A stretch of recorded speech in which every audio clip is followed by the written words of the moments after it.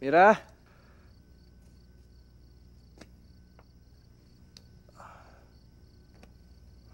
Mira?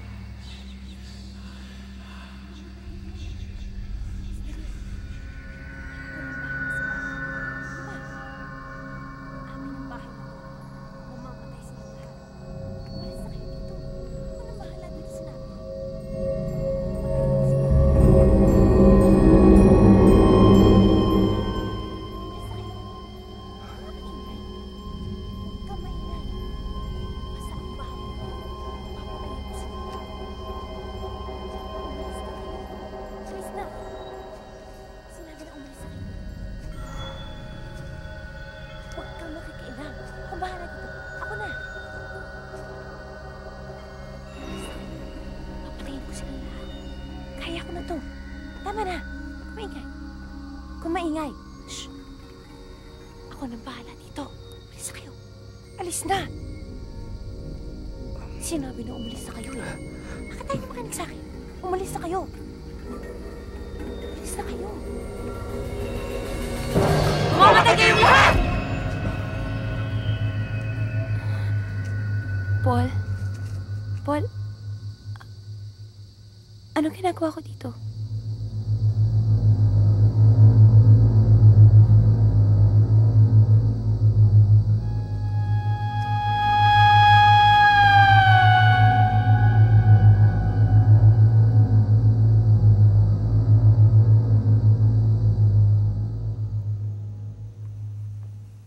Paul?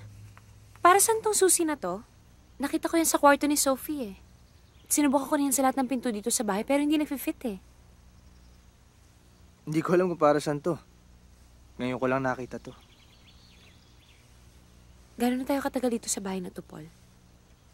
Magmula nung kinasal tayo, dito na tayo tumira. Minana ko pa to sa pamilya ko.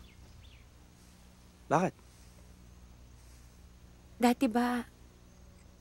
Dati ba may iba na ako nararamdaman dito? May nagpapakita ba sa bahay na to? Imagination mo lang yan. Ngayon ka lang kasi napirmi ng ganito katagal dito sa bahay, kaya kung ano-ano pumapasok sa isip mo. Alam mo, you should go out more. No.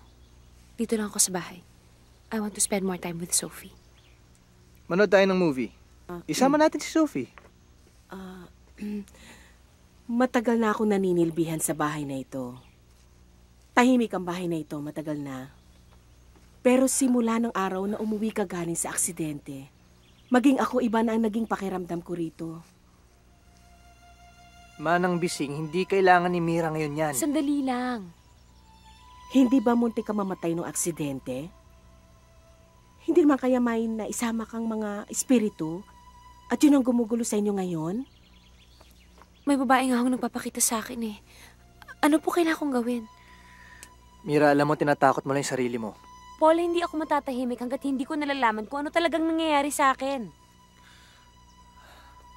Kung tunay ngang may naisama kang kaluluwa dito, tanging ikaw lang makapagpapaalis nito.